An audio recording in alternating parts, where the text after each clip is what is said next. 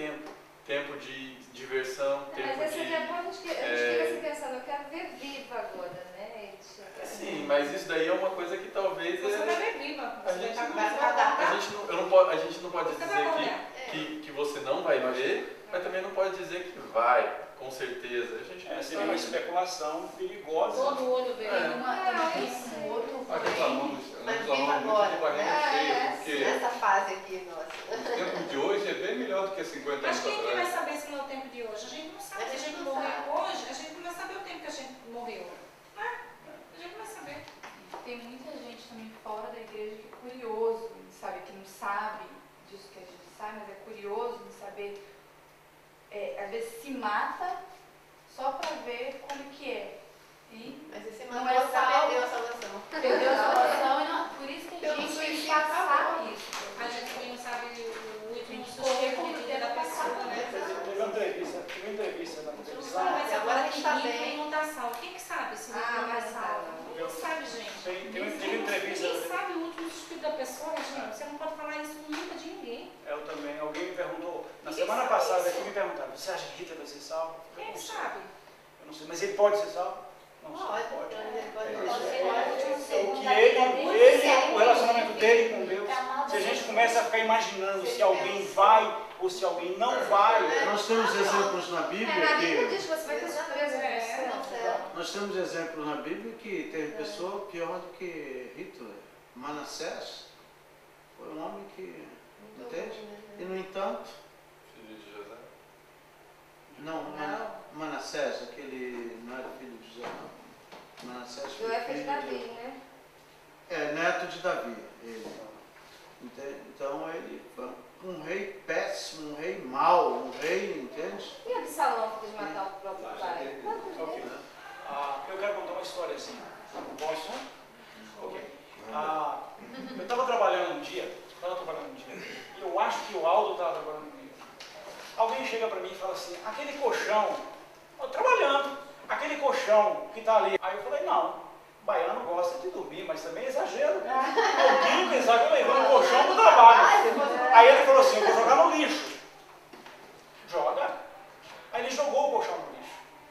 Aí mais tarde, meia hora mais tarde, chega um homeless e pega, olha para mim, meu colchão estava ali.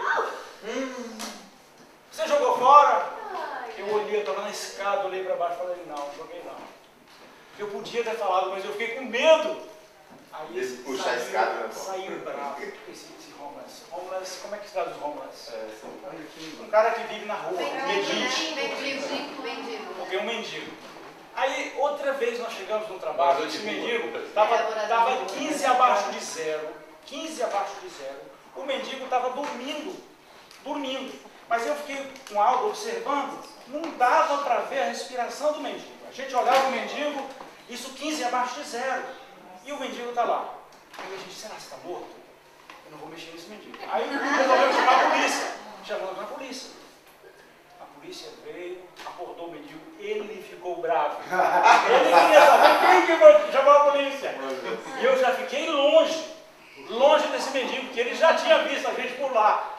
Entendeu? Então, histórias interessantes que acontecem. Cheguei outra vez, esse inverno, no centro de Washington, devia estar também uns 15 abaixo de zero. Eu estou vendo aquele camarada dormindo lá de fora.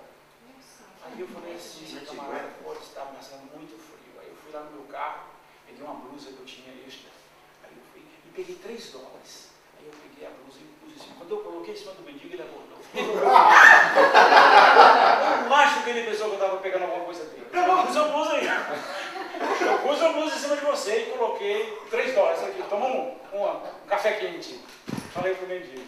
Com medo de apanhar, hein? Eu estava também, o Marcão estava comigo nesse dia, nessa história do mendigo. Então a gente vê muito mendigo por aí.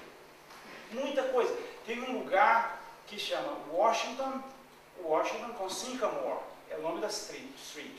E uma vez eu vi um camarada lá e eu estava pensando, eu falei assim, olha como aquele cara parece Jesus. Cabelo comprido, uma barba e um quadro, um negócio assim. Talvez me ajude. Aí eu dei $1, eu me tinha $1, eu dei $1 para ele. Uma vez tinha essa mulher pobre, e ela recebeu uma carta. Ela foi, abriu a carta, está amanhã eu vou passar na sua casa. Jesus. Aí ela chegou, foi em casa, procurou as moedas que tinha. Ela tinha $5,40. $5,40. Aí ela foi comprar um pão, comprou um negocinho para passar no pão e veio uma mortandela de peru. Me salvei da hora. E veio para casa. Aí ela disse que vai fazer um sanduíche. No caminho, ela encontrou um homeless. E o homeless falou assim: estou com fome. Você não tem alguma coisa para mim? Eu escondeu um pouquinho. Falou: não tenho não. E foi embora.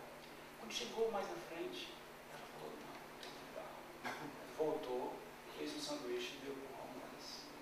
Aí quando ela chegou em casa, tinha uma outra carta falando: muito obrigado pela comida que você me deu. Então a gente vive assim, a gente vive onde a gente está sempre encontrando Jesus. Porque ele fala isso, aquela pessoa que estava passando na cidade, que você ajudou, era ele. Então às vezes a gente está muito preocupado: Jesus vai voltar quando? Jesus vai voltar quando? Quando Jesus às vezes está na nossa frente, a gente não vê. Entende? A lição dessa semana, nós estudamos 2 semanas, queira ou não queira, a volta de Jesus, a eficácia, a perfeição dele. E semana que vem vamos estudar